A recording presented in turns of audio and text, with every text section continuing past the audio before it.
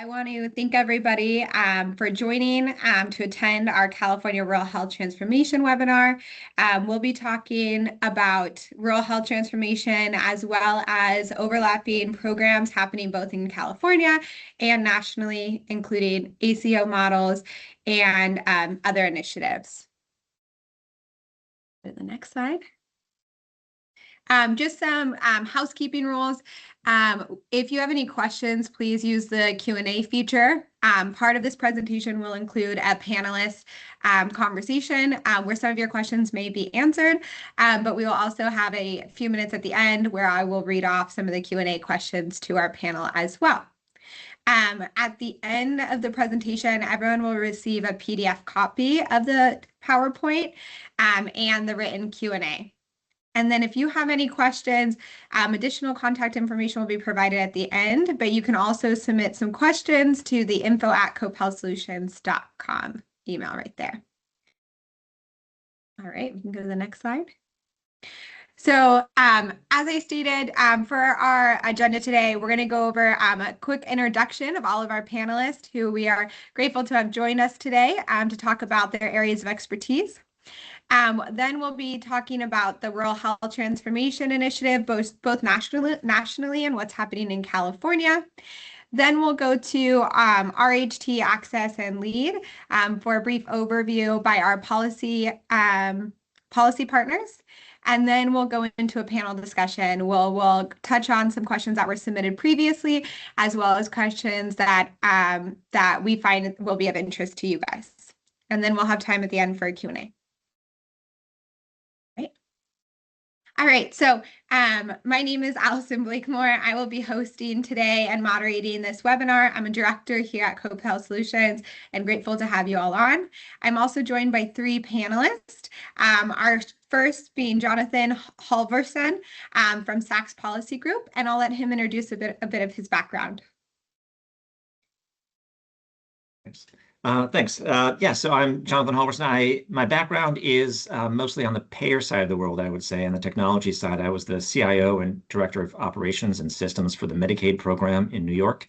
And I was with a large regional insurer in New York called Emblem Health for quite a while. Thank you, Jonathan.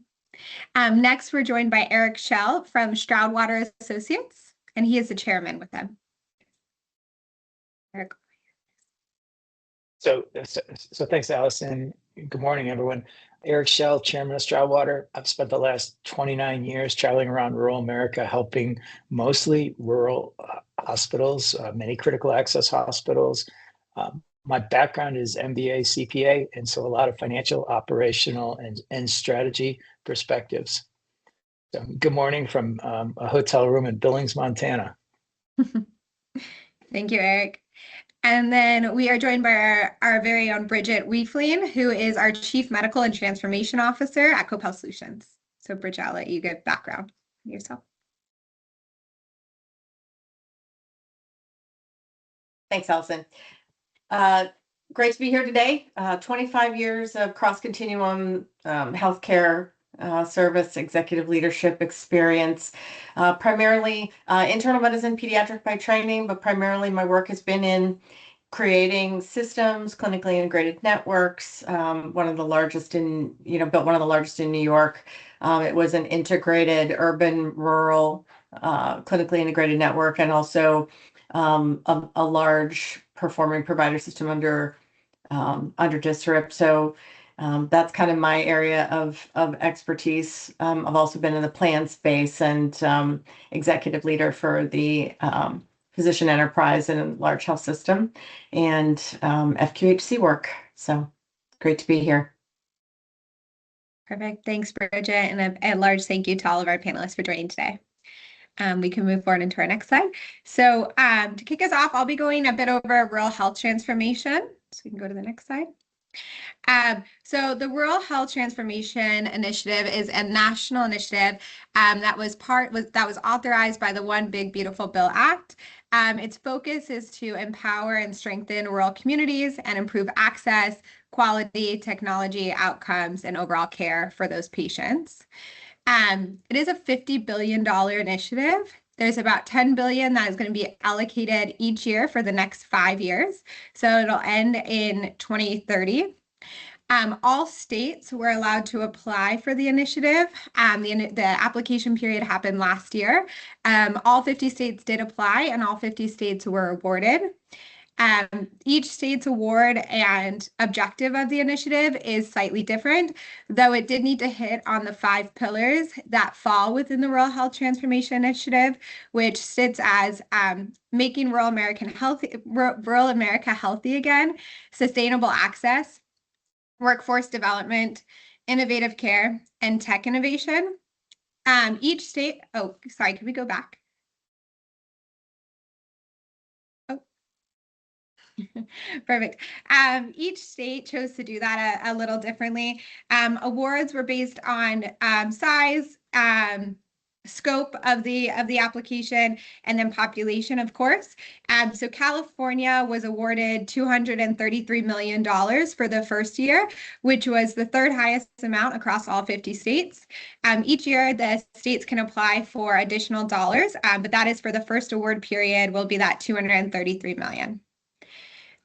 California's model now really hits on 3 main areas. The first area is transformative care models, which really sits as a hub and spoke model where rural hospitals kind of are anchored in this hub, but then work in collaboration with clinics, hospitals, different kind of healthcare entities to coordinate and sustain care delivery for those rural members. The second piece to this is workforce development, and it's really focused on building a stronger and more sustainable rural workforce. This includes things like educational programs, training pathways, recruitment and retention dollars, and programs and key roles such as CHWs, which are community health workers, nurses, doulas, and midwives, which builds on previous initiatives where we've taken some non-traditional healthcare roles and really tried to integrate them into more traditional healthcare to increase access and welcoming for our patients. The third piece is technology and tools, which again, we've seen build off of previous initiatives and waivers, both in California and nationwide. This bucket really focuses on modernizing EHRs, strengthening data exchange capabilities and cybersecurity, and expanding telehealth and remote monitoring capabilities for rural members. Go to the next section. All right, so this really outlines kind of the first year, 2 years of the Rural Health Transformation Program within California. The program has officially transitioned from planning to execution. So there are some broad timelines outlined in the graph below, which will slightly change or modify as the implementation and work begins to be executed. Activities are expected to progress from foundational planning to really the implementation and pilots that we'll see in early 2027. This first bucket and budget period of funding does have to be committed by October of this year, and all the dollars will have a chance to be spent down over the following year. As I stated, the sequences below, such as the hub and spoke and regional collaboratives, have started now, but will continue over the next several months to a year. There's other pieces such as recruitment and retention programs that will be starting this year, tentatively in the summer. And then the TNT, which will be technical assistance, is supposed to start later in this year and then go into 2027. Go to the next slide, Alice. Perfect. So a big piece of the Rural Health Transformation is a grant application for providers to apply for direct funding to implement the 3 initiatives that were outlined in the previous slide. So workforce, technology, hub and spoke. Anyone that serves a rural or frontier area in California may be eligible to apply for Cal RHT funding. They haven't made it narrow and called out one specific entity that will have to be the applicant. They have let it a little broader. Organizations also may apply independently or as a group. This means, for example, if a rural hospital wants to build out a hub and spoke model, other entities that they're planning to build that model with should be included in that application and really outline and strengthen how that hub and spoke model and how the organizations will work together to execute and spend down those dollars. The RFA is set to release in spring of 2026, so hopefully over the next month or two.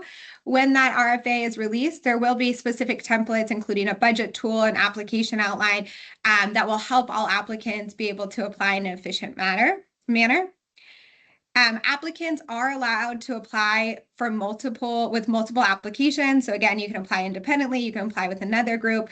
The strategy would to be most clear, to clearly define your objectives and demonstrate how all entities will be involved. So it makes more sense to have a really strong plan of which applications you want to submit rather than submitting a large number of applications with a large number of entities. So just being very strategic and making sure that your application hits on the 3 pillars, or at least one of the 3 pillars outlined in the RHT outline. Awardees the application will open in spring of this year. It's set to go through a bit of summer. All applicant awardees will have to be notified by the end of summer, and all awardees must spend all of the funds they are granted by September 30th, 2027. So they'll have a full year to spend down those funds. Perfect. All right, we can go to the next slide, which is going over to our next section of ACO models, and I'll pass it to Jonathan for this. Great, thank you. So I want to go back a couple of steps with a little bit of stage setting here, and why talking about ACO models matters in addition to RHTP, and that is that it's no secret at this point that it's going to be a tough operating environment for the next couple of years. There's a perfect storm of several different things happening. One of them is the OBBBA, the One Big Beautiful Bill Act, which in California alone is expected to cut about $30 billion in federal funding by 2030. The total number will be even larger than that because there's also California's share. As enrollment goes down, California will also spend less, even if it backstops a little bit of those losses. The enrollment losses are going to be significant. Estimates are, I've seen a big range of estimates, but over 2 million, generally speaking. And that'll happen sooner. That'll happen starting this year and into next year and 2028. And the marketplace also. So even though it wasn't part of the One Big Beautiful Bill Act, the loss of enhanced premium tax credits are already making hundreds of thousands of people become uninsured. California expects to lose roughly 400,000. We've seen about 60,000 of that so far. And it's growing because even if people thought in January, okay, I can afford it, by April, May, June, it's like, oh no, I can't afford it. So we're seeing that continue to drop. And rural areas, unfortunately, are disproportionately affected by both the Medicaid and the marketplace cuts, because there's a higher than average percentage of the population on Medicaid in the rural areas in California. And in the marketplace, it's about the same percent, but is a higher than average use of those premium tax credits. So the loss of those, or the decline in those, hurts rural areas even more. And so we've got a big loss of stability. The Rural Health Transformation Program is a means of providing a bit of stability in this environment, right? It's some additional funds to help fund transformation initiatives to reorient organizations. But the other big area of stability is Medicare. So we can switch to the next slide. And Medicare is relatively unaffected by all this, churn and chaos. And very importantly, CMS is committed to accountable care for 100% of its population. We've seen repeated statements from Chris Klump, and others, the Medicare director, saying that they're toying with the idea of actually having that be the default enrollment. So not necessarily Medicare Advantage, but if you're in fee-for-service Medicare, original Medicare, perhaps defaulting into an ACO or some other kind of arrangement like that. They're looking at those things. They have not done it, but they're committed to it, and they're committed to more attractive ACO models, which we'll see in a minute. I think LEAD is a for some purposes at least, it's a very attractive ACO model. And it replaces REACH, which expires at the end of this year. And it is in many ways the successor to REACH, but it has some very important innovations. So one way it's a successor is the 100% global and 50% risk tracks. There are better benchmark rules in a number of respects. We'll talk about some of them in a bit. It does a lot to try to incorporate, to have ACOs be incented to bring in more patients with complex needs, high needs. It's very attractive for organizations that have a lot of these patients. And there's a 10-year, it's a 10-year model, and there's no ratchet down. If you are successful in reducing your cost of care over time, you're not penalized for your own success. You get to keep those accumulated savings over time. There is a switch at the 5-year mark, which I'll mention in a little bit. But it's a much more attractive model for successful ACO operators. And then MSSP, the sort of the traditional, stalwart ACO model, which is where most people are right now. That is, continuing on as it was. No major changes. And I think the next slide is about the MSSP. Yeah. So this is just the timeline. It's been fairly unchanged in recent years for the application process. So they moved back the phase 1 application window by a bit this year from June 9th to the 23rd, and it's a bit more compressed as well. A lot of these models have had compressed application timelines lately, and you can see here. So dispositions issued by October 15th, final applications December 3rd. And this is the time to be, whether it's MSSP or lead, right now is the time to be having conversations, aligning your network to create a sensible application to go forward. And then, and so as you can see, there's a range of application. Once you're accepted and enter it, there's quite a long time of preparation, very intensive, to be able to hit the ground running in 27. You can go to the next. Lead, we don't know as much. There isn't as much detail about the lead timeline. We know a few things. So the application window already opened, and they're closing it May 17th, which is quite soon. There is an LOI, and so those who are interested in it but aren't going to be ready to apply this year can submit the LOI. That'll get them in the loop to get updates. The May to late June period will be CMS. I'm sure asking a lot of questions and asking for additional information and probably some changes to applications. They say early summer for the announcements. There's not a date because this is the first time, so a little bit less certainty on it. And then there's just a period of onboarding, TIN changes, integrations. One thing I'll mention is that the model is different from REACH in that it's entire TINs that participate. You cannot pick and choose NPIs within a TIN to participate in the model. And the 10 edition deadline is August 5th, and the drop deadline is September 8th. And then by September 15th, there's an optional implementation window for those who want to kind of do a dry run. It's no stakes yet, but you get to measure your performance against what your benchmark would have been getting ready for 2027. Okay. Go to the next. This is a busy slide, but actually I left a lot out. I mean, there's just so much that's interesting and new about lead that one can go on for an hour more just on that. So I'll just say a few things about it. So it is, taking a more, full-blooded approach to capitations. There's primary care capitation, total care capitation, non-primary care capitation. So specialists can, have capitated payments. These are prospective monthly payments. There's an administrative add-on capitation for high-cost ACOs, which is interesting. This is a 1.5% bump that is not reconciled. So it's, just pure bonus. And it's for the high-cost ACOs, so those above 50% expenditure level. And they also get, and this is jumping ahead a little bit, they also get a 1.75% discount on their benchmark. So if they're a global risk, that is. And so that together creates almost no discount on the benchmark, which is very unlike previous, like the REACH ACO had a 4% discount, I think, this year. And then there's, on the MSSP, there may or may not be a threshold before you get the savings, depending on the version. So again, it's very much oriented towards cash up front, monthly payments, and 100% or 50% risk, up to 10 percentage point deviation from the benchmark.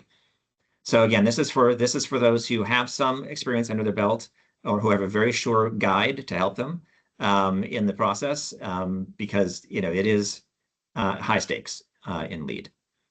So specialist inclusion, this has been a problem for ACOs where the specialists are not really, aligned in the same way, and so they're not coordinating. They're, perhaps admitting too many or doing the wrong kinds of procedures. So this allows for episode-based risk arrangements and can generate a capitation payment. And especially for organizations that have specialists already, relationships with specialists, it could be a health system, could be multi-specialty group, but they weren't fully aligned in the ACO model. This gives them a mechanism to really bring them in fully. The high needs, I mentioned them before. There's no separate high needs track, so everyone's together in the same ACO. So ESRD, high needs, the aged and disabled. But the high needs folks have a separate track with a separate benchmark, a separate trend, so that we expect it to be a higher trend rate, so for future year adjustments. And there's concurrent risk adjustments. So these people can have rapid declines in status using concurrent, so same year claims allow those people to be captured and risk adjusted closer to real time to again more fully capture accurately their cost and reflect that in the benchmark. And there's a lower alignment minimum. So if it's more than 40% high needs, you need fewer beneficiaries instead of the 5,000. You can have start as low as 800. Speed through. So there's really so much to talk about in lead. I'm going to hit a few highlights. I mentioned that no rebasing. After 5 years, they're going to start switching to a rate book based benchmark, which doesn't make you compete against yourself, but it makes you, it sort of normalizes against your region in cost. There's still risk adjustment, so it's sort of after the risk adjustment, that kind of normalization. The benchmarks for quality change a bit. There are the same claims measures and CAP scores are used. There's 2 new ECQMs, one for diabetes and one for, forgetting the other one. I think it's blood pressure. Yeah, blood pressure. There are some additional flexibilities. So there's the usual ACO flexibilities.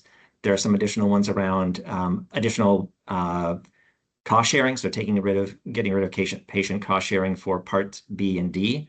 That will be an optional benefit down the road. And some additional healthy living and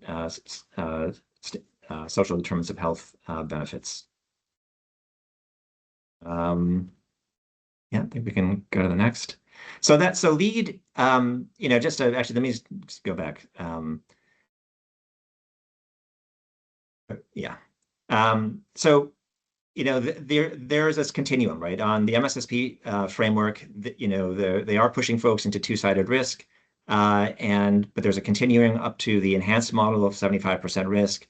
Lead is 50% and 100%. They're really, looking for those to take global capitation.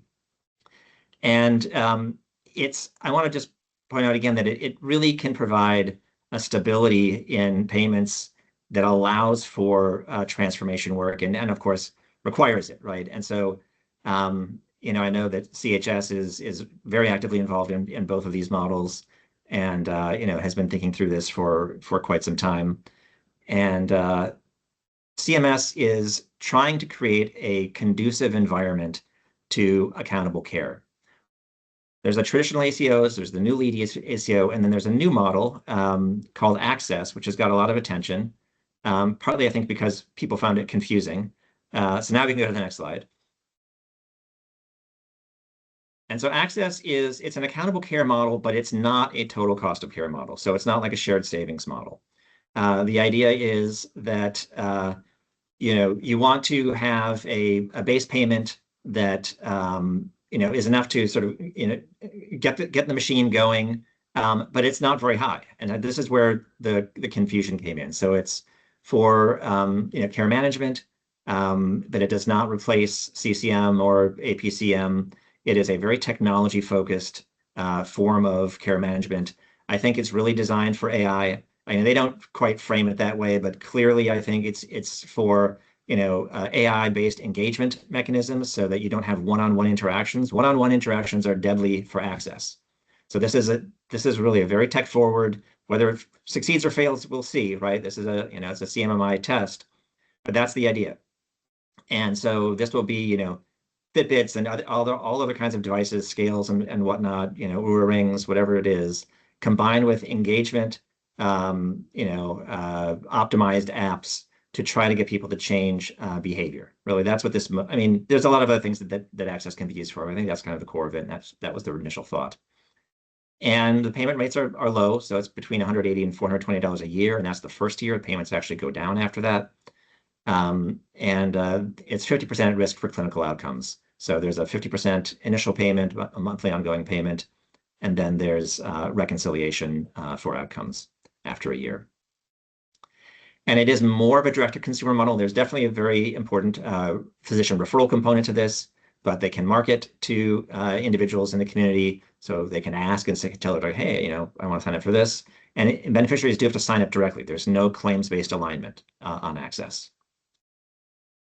And CMS wants insurers across all lines of business to participate in this. They've gotten a number of them to commit to it. We'll see exactly what it means, but I expect at least MA to be fairly fully committed to this, and we'll see where else it goes as well. All right. Thank you, Jonathan. I'll take over with some brief overlapping themes before we get into our panel conversation. So as Jonathan got to highlight, lead access, there's another model called TEAM here in California and in a few other states. A lot of these initiatives really hit on core areas and opportunities across. And it's really understanding how to leverage, integrate, collaborate, and make them work together for those same initiatives. The three being really care coordination and integration. So if you think about RHT, if you think about MSSP, it's really focused on engaging members in the right care, increasing access for them through care coordination and other tools that help align access through integration.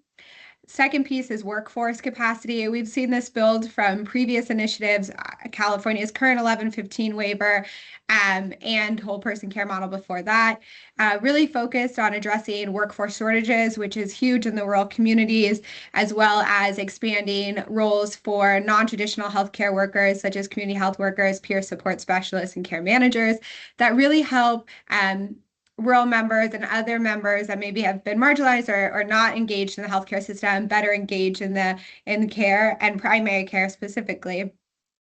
And then strengthening your provider network. So strengthening connections for PCPs to specialists, to surgical centers, to community-based organizations.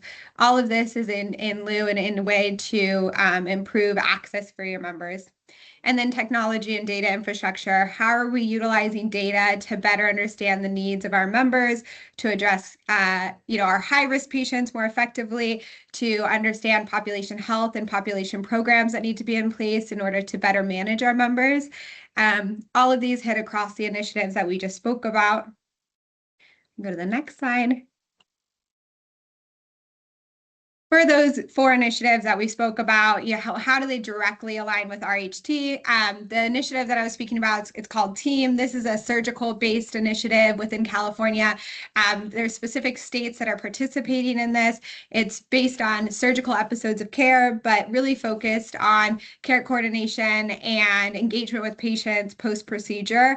But it focuses on high-risk patients, focuses on care coordination with PCPs. So if anyone in attendance is already participating in TEAM, that model really overlaps with a lot of what you're seeing in Access and MSSP. Access is really that technology piece, as Jonathan spoke to, where you're going to see a lot of those infrastructure improvements, remote patient monitoring, which you see in RHT, data capture, patient monitoring, all of that. Lead MSSP, again, really focuses on chronic disease management and management of your patients. So it has those specific measures, as Jonathan spoke to, diabetes, high blood pressure, there's colorectal cancer screening, which really helps people access care early and be able to engage with their primary care to prevent long-term chronic conditions. And then CalAIM, as many of you probably have integrated into your systems, again, really focuses on care coordination, collaborations among community hospitals, community systems, FQs, non-traditional healthcare entities, in order to engage and maintain engagement with members that maybe don't traditionally engage with PCPs or don't have opportunities to engage with traditional healthcare. All right, and we can go to the next slide. So what does this all mean? As you all have, engaged in this webinar and joined us, what should you be doing to understand and prepare yourself to engage in one of these models or multiple of these models? The first step is really assessing organizational readiness, understanding your own EHR capabilities, your data capabilities. How are you guys reviewing quality reports on a weekly basis, a monthly basis? What population health programs are you implementing, and how are you using data to align and strategize on those population health programs? There's a huge opportunity for funding to improve those capabilities if you don't already have those in place. So first step is assessing what you have and what those gaps are in order for you guys to really optimize on what's available. Regional partnerships, how are you guys collaborating with the FQs and the clinics and the CalAIM programs in your community? Is there an opportunity to better develop referral pathways and workflows in order to engage your members and not have gaps and engage your high-risk members and all of that? And so really assessing where those gaps lay and how you guys can utilize these programs to address that. And then Medicaid alignment. As Jonathan spoke to, there's going to be a loss in Medicaid dollars. So really understanding what funding is available for your Medicaid population, whether that's through RHT, CalAIM, utilizing MSSP dollars from your Medicare population to improve overall operations, which will impact your Medicaid. There's a lot of overlapping abilities there. And then finally, accountability and sustainability. So really assessing what do your operational workflows look like? How are you guys utilizing that to grow your infrastructure, to grow your workforce, to really improve quality of care across? These are really good areas to assess and look at internally and identify where you guys could utilize help, whether that's through these initiatives, through a firm like our own, or through other partnerships. Perfect. All right, so now we're going to go into a panelist conversation. Again, I just want to flag that the QA function is open, so feel free to drop any questions in there. But I also have some questions that I will kick us off with. So, Bridgette, I will kick off with you. So many rural providers are facing immediate operational challenges, such as what we spoke about, workforce shortages, service line closures, and lack of financial sustainability. From your perspective and previous role as a C-suite FQHC leader, how can FQHCs address day-to-day operational pressures, leveraging longer-term strategic transformation that RHT is intended to support? Yeah, thanks. A couple of different things I think about, and actually maybe more from an even broader lens than just sort of the FQ perspective. I think of the rural health transformation dollars as kind of that's the money to build the house, right? That's building the house you're going to live in.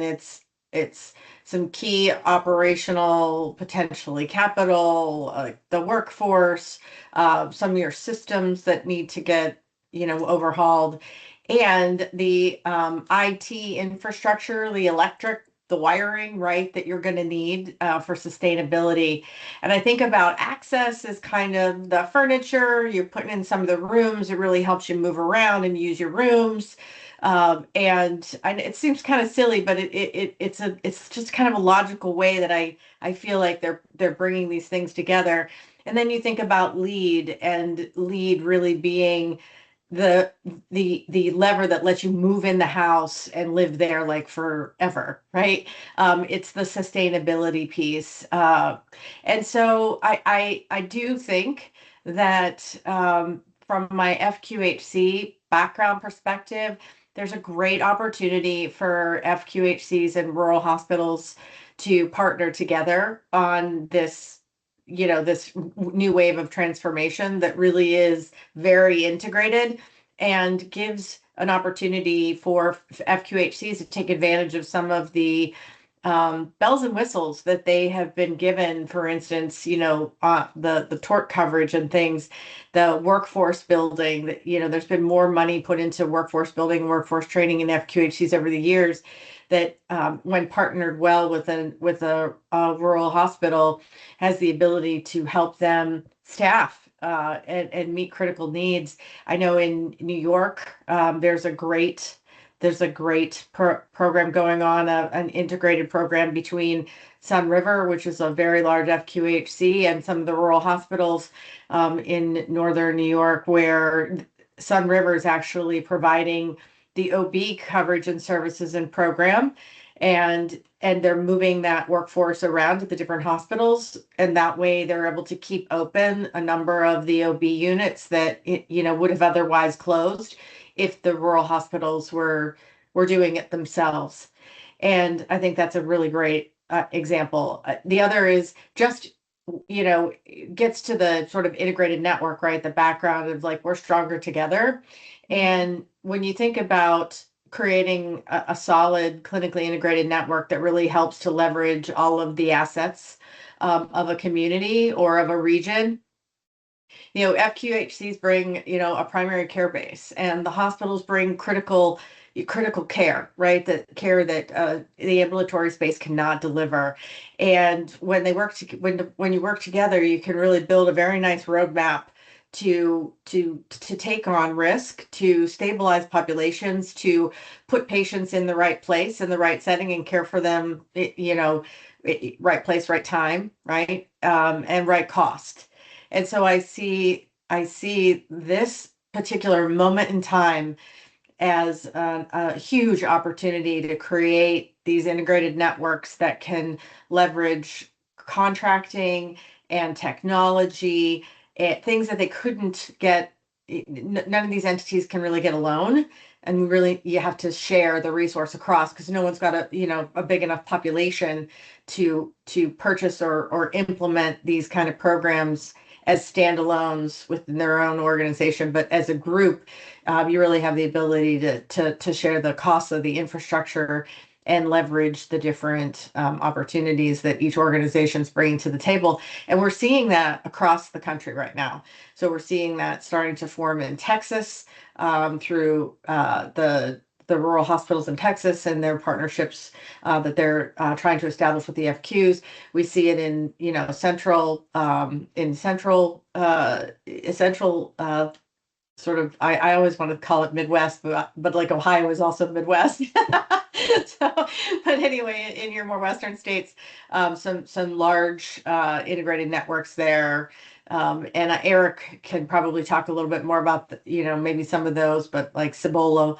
And we're also had some very successful ones in New York, and where they've been for years, because we actually started the New York work in different pockets back before the 1115 waivers came to be. And so they've been extraordinarily successful in stabilizing rural health in New York. So I think this is a huge opportunity, and you got to think this is a time not to think short term on the RHT funding. And you want to do that because you see the deadline, it's 30 days, you got to get these apps in. But really, to the degree that we can create a strategy and really think about where it gets us and leverages us into the future, now is the moment to do that. And certainly the technology piece is huge, because without that technology, your population health, your ability to stratify, your ability to manage your workforce that manages that, the ability to engage patients through the apps and the AI, we talked about that also, where access is significantly AI. Well, that member engagement needs to be integrated into your population health platform. So anyway, I said a lot, probably more than you need to hear. Sorry. No, I think that was perfect. I'm super passionate about it, because I don't think it's going to come again. Yeah, no, I think anyone that's been working in this area for so long, you would hopefully be as passionate as you are. And I think you hit on a few, key pieces, especially, the overlapping partnership, which hits on both RHT, how is a rural hospital leveraging an FQ in their area in order to make the application that fits for all their member population, whether that's the programming at the FQ, the technology at the hospital, whatever it ends up being, how are they leveraging each other? But I think it also hits on MSSP, where we see the member attribution number being 5,000, which can be a lot of members when you're thinking of smaller hospitals. But how are you working with other hospitals in your area to potentially build out an ACO? There's a lot of ways to leverage each other in these models of care that I think you hit on great. So thank you. Eric, I'm going to pass it to you with a question. From your experience working with rural hospitals and providers across the country, what patterns are you seeing in terms of what's working and what isn't for rural hospitals nationwide? And what capabilities are really distinguishing the rural hospitals that are surviving and those that are really struggling in this environment?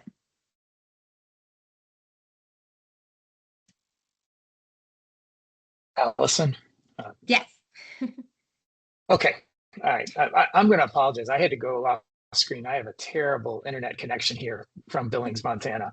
So Okay. No yeah, let me just try to kind of see some of what we fundamentally live in. A fee for sick care payment system that we have hopes of evolving over time. And so starting with that, what that means to rural hospitals that I'm working with is we have got to optimize the fee-for-service payment system that we live in today and develop the infrastructure such that we can be positioned to accommodate the future payment models as they evolve.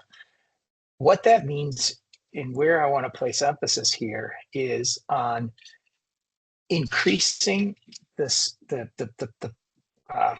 don't want to say volume, but it's reconsidering our community, not as patients, but our community as people. So what does that mean to us in rural healthcare? The funnel we traditionally think of in the fee for sick care model starts in the emergency room or the clinic when a sick patient presents. We get ancillary services, we may get surgery, we may get an inpatient admission, and so goes the funnel. Successful hospitals are rethinking about the definition of patient and transforming it into community or people, which expands the funnel into our system. We ultimately, so what that is doing is a couple things. It's increasing our volume, some of which is sick care, but now we're creating healthcare related volume into our primary care practices through active patient panel management, proactive outreach, getting paid for annual physicals, well child visits, chronic care management, all of these opportunities to get paid in fee for sick care payment for healthcare. Building the infrastructure in our primary care practices such that we can accommodate that. So when you look at transformation dollars, is there an opportunity to invest in our primary care? Stop looking at them as lost leaders, but thinking of them as the access to community, creating growth. So I think the successful hospitals have stopped sitting as reactors to sick patient present, but as essentially pitchers. They're going out into their communities. They're out developing opportunities for patients or for people to come into their health systems.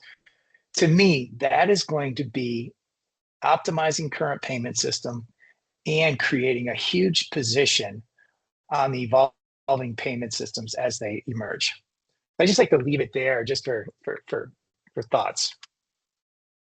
Yeah, no, I think that's great. I think it hits on, where hopefully we're moving in healthcare from a reactive standpoint of care to a really proactive standpoint, which does start with our PCPs. How are we engaging our members for those annual wellness visits? How are we engaging those members where they are in the community in order to get them into routine treatment or routine care to avoid those chronic conditions from building or expanding over the years when they're not engaged. So I think those are great call outs, Eric. Thank you. Yeah, and I think, yeah, on that, the sustainability of being able to have that paid for through the, these CMS ACO programs, or like LEAD is, it's a great program. I'm really impressed with what they've done from the standpoint of being able to create something that really is sustainable, allows you to act a little bit more uh, advanced when it comes to, it isn't just primary care, but it's primary care and specialists and how they work together to take care of that population. So I wholeheartedly agree with you, Eric, that the needing to really bolster primary care, and having the hospitals that are successful engaging in both the primary care and the specialty aspect, and saying, like, how do we leverage specialty care too? Because we have a shortage of all of this, right? And so we've got to quickly act to maximize, who really does need to go to endocrinology, and how does the endocrinologist know, and how does the primary care provider get them there, and make that communication for those critical patients, and how can the specialist really support the primary care providers to be everything they can be, to really practice to top a scope of license. And so much of what LEAD is expressing is, get the IT technology, get the population management system in there, get the contracts with the specialists, work with your hospital systems to create the right network, right? So I love that about bolstering primary care and having it be the center, and actually meaning it. LEAD really means it. Well, it's just to add, one of the benefits of the LEAD, and again, I'm concerned about rural providers being able to take on risk, the risk that they're going to be required. But one of the kind of highlights I saw in the program, it was actually an example in the RFA that was issued a month ago. Care, and they gave was up to a $70 per month capitated amount to primary care, some of which would be tied to actual claims experience in the past, but some just to enhance the practice, to invest in practices in the primary care. And I really like the thinking around dollars to invest in primary care infrastructure. We got to stop thinking about each primary care doctor gets one nurse, one front office person, and call it good, because primary care, we lose money, so we got to cut expenses. We got to stop thinking that way and start positioning for this new world. And I'm glad the feds are seeing that in defining this PMPM at the amount they're talking about. Yeah, and I do, and that is exactly too why I like the network support, because you really can leverage the costs across a lot of lives, and seeing the hospitals come together and work together, has been impressive too. Yeah. No, those are great points. And Jonathan, from your perspective as a previous DHCS and current policy expert, what do you think are the biggest risks for rural providers, PCPs, other types of providers, if they don't align early with the models like RHT, Access, LEAD, MSSP? Yeah, great question. I think, there's, I guess, two main lines of risk, right? One is we know that CMS is pushing towards accountable care, right, across the board. California is too in the Medicaid program and Medi-Cal. And so if you're not early, you are losing out to folks who are figuring out, because it doesn't come quickly, right? Institutional change is hard. And the bigger institution, the harder it is. And so it's not something you can kind of turn on a dime and start seeing a hospital as a cost center instead of a revenue center, that kind of thing, right? We would have made this transition decades ago if it were easy. And so part of not aligning early means you're behind the curve. And if and when, say, CMS does make it the default, right, to have original Medicare go into ACOs, you're not ready. And you are going to really struggle to even break even in the early years, as opposed to if you get on board now, start to figure it out, right, and get stronger and stronger over the coming years. And another risk is, I would say, operational isolation. So think of the Rural Health Transformation Program, and California's desire to have the hub and spoke system. So it's, looking for these relationships, right? These sort of structured relationships between providers, which include referral pathways. So if these referral pathways are not including you, that's a problem. Whatever model you have, whether it's fee for service or whether it's, an ACO, that's a problem. And so, so that's the second kind of risk. And then both of those risks together create a third risk, which is just insolvency, right? So rural, we know there have been many, unfortunately, many closings of hospitals over the years. And so this is a live risk. If you're not on board, you face kind of the ultimate consequence of going under. Yeah, that's a really great point. And, when we think about what the health insurance plans have been doing, that is where these ACO programs are going as well. And that is around how do we create narrow networks and how do we get the information we need to know who's going to be our best partners. So for instance, with our ARC tool, we're able to see the episodes of care and the cost and how a particular specialist is performing. So in your network, you can actually see, all right, who are my good cardiology groups? Who are my good GI groups that are really managing their patients well, and you can see it in their cost and you can see it in their quality, and that's a huge component, I think, to try to help these networks really get good management control as they evolve, because I think you're absolutely right in your comments. And without that kind of information, you risk being left behind.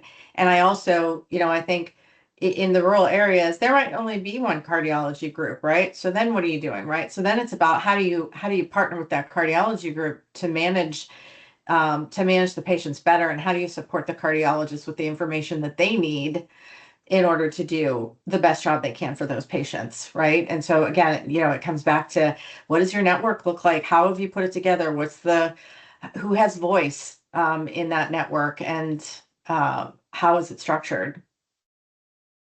Yeah.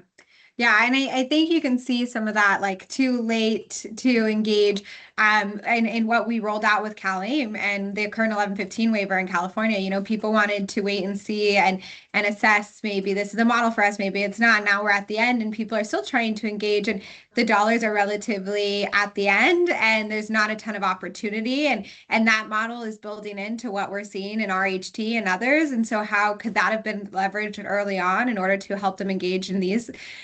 So I fully agree. It's better to get ahead of it, engage early, and see how that can be leveraged across.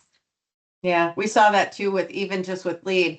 Lots of like the FQHCs really wanted to, would benefit from the LEAD program, but didn't have the experience because they waited to jump in, and so they didn't have the experience that right now they need in order to be able to do the LEAD, to take advantage of LEAD, right?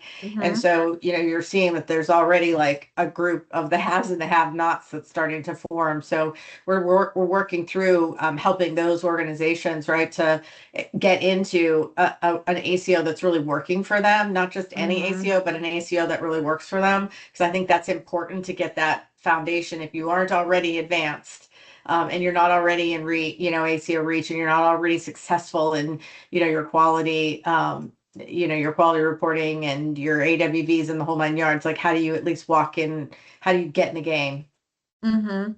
Yeah, and especially with the leads, short application window, if people weren't pre-planning for that, already put to, similar to what's going to happen with RHT, we don't know exactly when it's going to open or how long it'll be open for, but really having a strategy on how you're going to apply is going to make you more successful when that period opens.